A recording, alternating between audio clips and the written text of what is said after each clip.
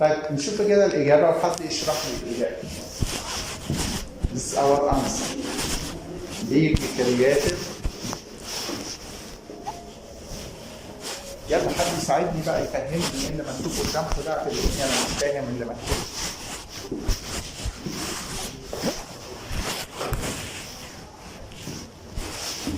ان انت حته ان انت تحط سؤالات مختلفه فيه كتيره، مش شرط ان هي اول ان هي تكون فعاله او قبلتها، المهم يكون هي فكره مايند اللي هي العصف الذهني. برين ستورم. ودي طبعا بتكون فلوس بقى اي فلوس علشان نقدر نقدم اكبر عدد من الفلوس، نشوف مين الفلوس اللي هيتفاعل، ونقدم الفلوس دي ما نشوفش على فلوس ان هي تكون فعاله ولا فعاله. حضرتك عايز شرح اتش 1 ولا او ايه هم اقولهم لي؟ احنا ما جاوبناش لغايه دلوقتي. انا بمر بمرحلتين، مرحله بسالكم السؤال بدون اجابه، ومرحله بسالكم السؤال والاجابه قدامنا. احنا بنتدرب سوا. نعم.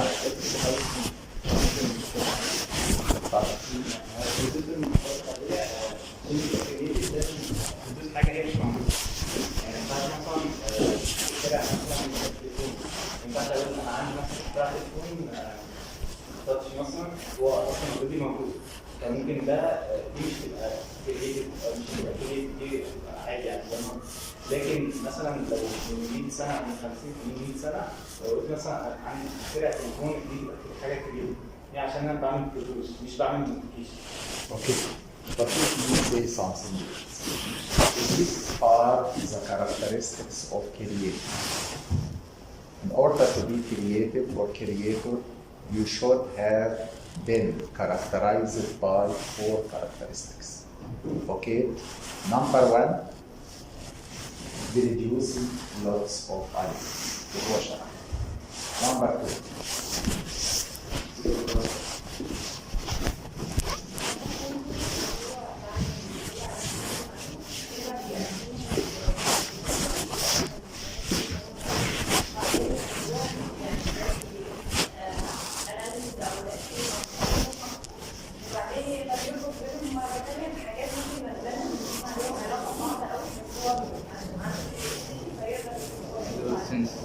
so characteristic number 2, in order to be creative, in order to be creator, you should be able to put ideas. Either we are talking about new ideas or existing ideas. You should put them together in different combinations. Make sense? This is the second characteristic of creative. Number 3.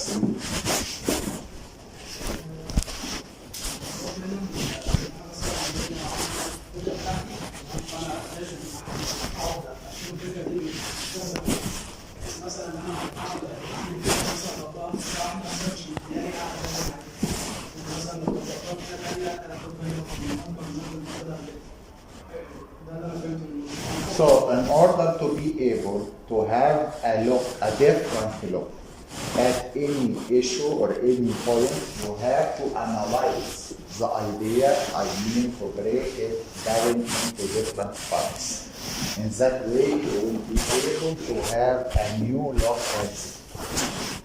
Make sense? Okay? مفهوم؟ انتوا بتبصوا لي قوي ليه كده؟ واضح؟ طيب نمبر 4. انت ايه رايك بقى؟ اللي هو السنسيتيفيتي اللي انت كمان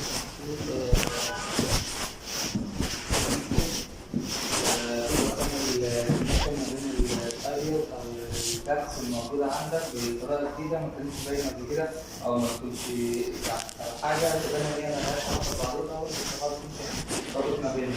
فاكر هو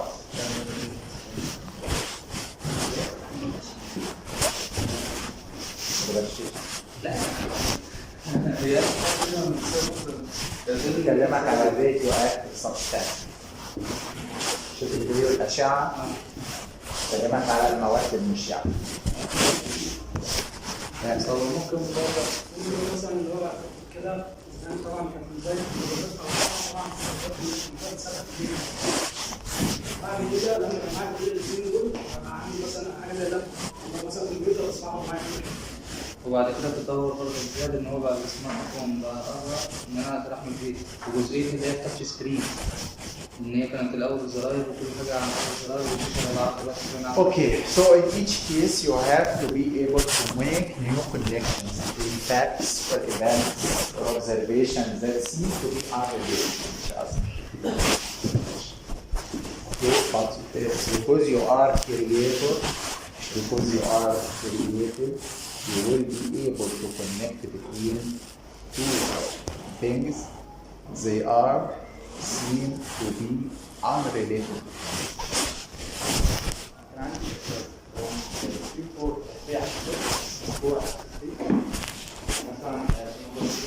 No, in 3 I am talking about the only one issue, only one. And I am trying to break it down. But in this way you make connections between two things seem unrelated to each other. زي اللي ربط between radioactive substances such as the uranium and the film. مش camera film. Make sense? Okay. Both true or false and correct the false statements. Some hazard cognitive tasks such as object recognition still represents a major challenge for computers.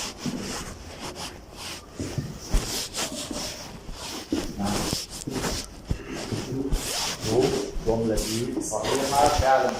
بعض الحاجات زي الاوبجكت ريكوجنيشن ما زالت بتمثل تحدي للماشين بتاعتكم. مين مش مهم؟ دور فولس. دور هتشاف انها غلط. نبص على الإجابة.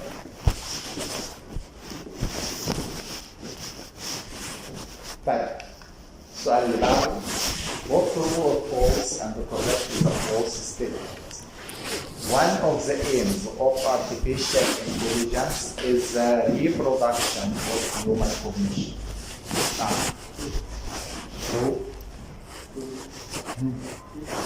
متأكد؟ شوف. شوف. ده يقول فولس اديله 5 جنيه. لو عكسه مش هيبقى اصلا مش هتفشل. True or false? I will give you 5 diamonds. False? True? Okay.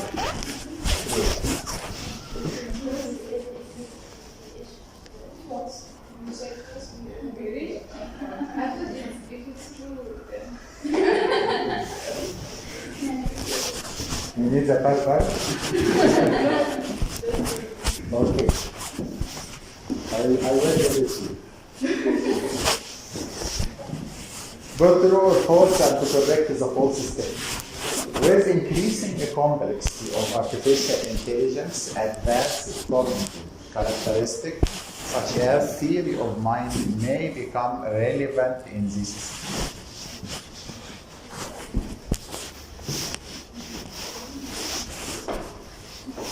اسمك ايه؟ مازن هو انت مازن؟ باسم باسم ومازن مازن. ايه بقى؟ ايه ولا فولس؟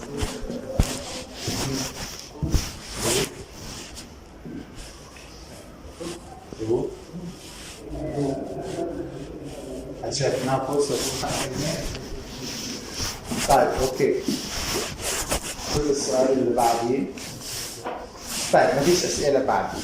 خليني بقى عايز اعمل ريفيجن معاكم على جزء كده.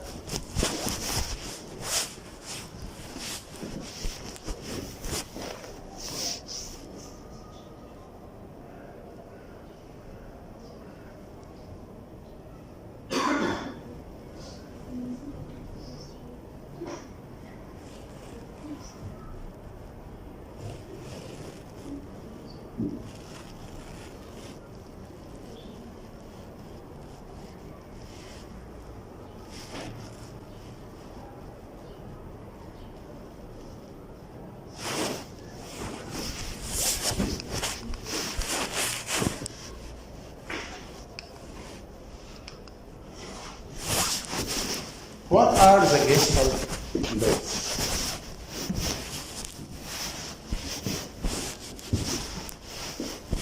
What are the Gestalt laws? بس ما فيش الكلام ده قبل كده خالص.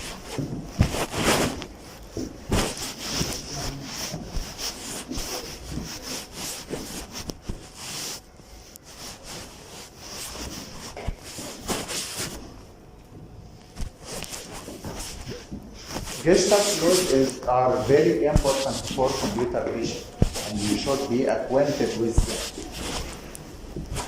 What's the meaning of Gestalt and what are the Gestalt? موجودة على فكرة في المقرر بتاعنا مش جديد. Okay. What's the meaning of Gestalt psychology? What's the meaning of Gestalt theory? This is the definition of Gestalt psychology. Gestalt psychology is a school. By the way, the word Gestalt is a German word. كلمة ألماني أصلا. And it means in English all or whole. كل. بالعربي معناها كل. كل على بعضه. Okay? The Gestalt psychology is a school of psychology that emerged in the early 20th century in Austria and Germany as a theory of perception. They were interested in perception and learning. كانوا مهتمين قوي بموضوع perception والlearning. Okay? What's the meaning in Arabic of the word perception? إدراك. العربي معنى كلمة perception إدراك. Okay? The meaning of perception, in order to perceive anything, it means you have to understand the meaning of it. لازم نعرف المعنى بتاع to understand the meaning of something means you can perceive it. It is not a matter of vision. It is more than that. Okay? Gestalt laws of perceptual organization. This slide shows you the most important laws of perception.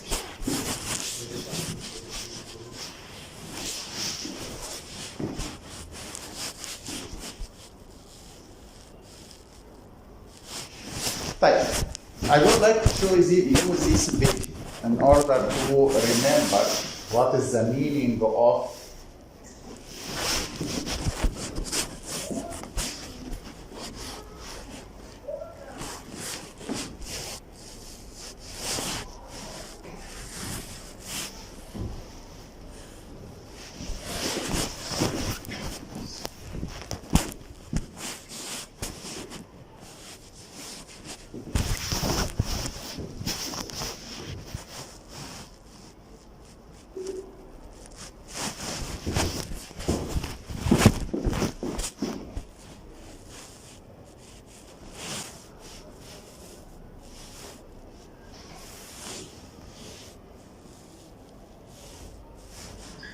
Hey guys, welcome to Mr. Colbert's psychology class. Today, we're going to be focusing on the interaction of the person and the environment in determining perception. Not what you see, but what you perceive. And today we're going to be doing that through Gestalt principles of perception. Now, Gestalt principles of perception, according to a textbook, are principles that describe the brain's organization of sensory information into meaningful units and patterns.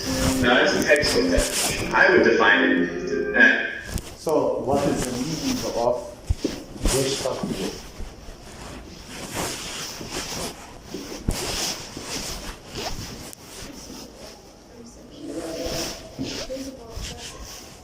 It is related to visual perception. It is your tool to organize the information in a meaningful way. Okay? as you have this entire world of so much going on, so many little bits and pieces. But we are going to organize this into units and patterns that will make sense. So when we have this overload of things that we see, we can receive it into something that makes sense for us. Yeah, it's just making perceptual sense. What is the meaning of the Gestalt flow?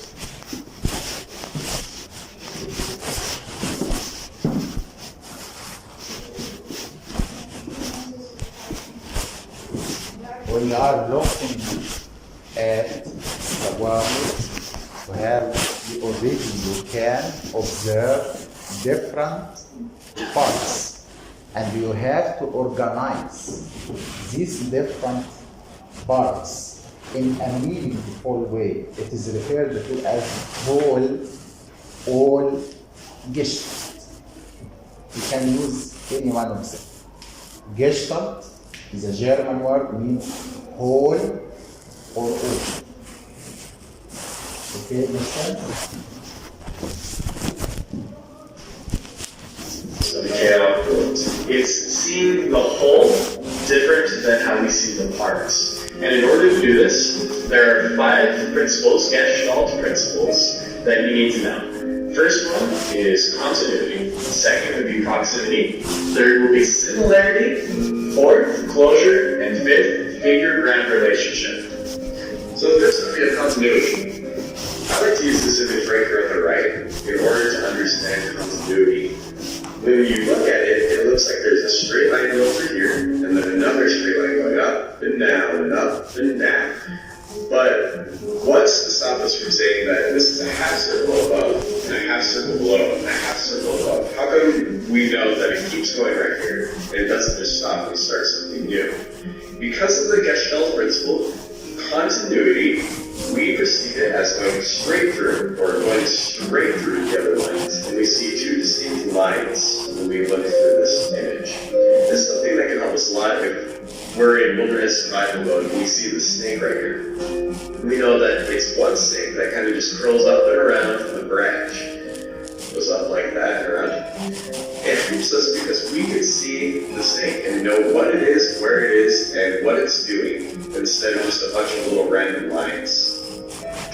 Second up, we have proximity. Proximity helps us put things in images based on where they are located. So right here, we can see 6 distinct groups, one for each of these dots, or maybe even just one big group of dots. Right here in image B, they split up in big pairs. Because they're closer to each other, we want to see 3 groups instead of 6 groups. Even though they are 6 distinct things like this, because they are separated into their own little pairs, it makes us see 3 groups instead. C is interesting because even though they're different sizes, because of where they're located, we want to put them together according to what they're nearby. And so we see 4 groups, even if they are different sizes. This image right here over on the right helps us understand proximity a little bit more. In reality, we're just looking at a bunch of little triangles. But when we piece them all together, we see the Statue of Liberty. But when you look at any little individual piece, maybe put your hand over the screen to cover it up, we just see a little triangle, a little triangle, a little triangle. It's nothing interesting until we use all of the parts to make a different whole. So it's kind of like proximity, but similarity uses distinguishing features of our shapes or of our image in order for us to put groups. And so when we look at this on the right, they're all just a bunch of little circles, but using the color is something that distinguishes them. So they have that similar feature of color, which will help us put them into little different groups. Like this pink line will be its own group, this yellow box is its own group, as with the blue and the green and the orange. We're going to see them according to what similar feature they have. We're going to see them into little groups. And so it helps us see the little shape right here. We can see a square. There's no real square there, but because we group them into a little different shape according to their yellow feature, then we actually see a square. Over here, we can see different shapes and different lines according to what is similar about them. This one is color, this one uses shape. There's squares, and there's circles. And so we see different lines kind of striking down through this. On this one we see like a T, 4 different little boxes, because what similar features are there. Closure, this one's a little more interesting. This one, there is no actual line going through the different shapes, but you can kind of perceive a line because our brain uses closure to draw little lines where we feel like there should be something there. So for example, on this panda, there's no line right here. These are just like random little black dots sticking out of it. But we can kind of make a line with our mind to enclose it, to create closure in this picture. So it helps us figure out the whole shape, despite there only being little parts. You can see that when we go into this next picture right here. This is where the closure is occurring, on these different lines.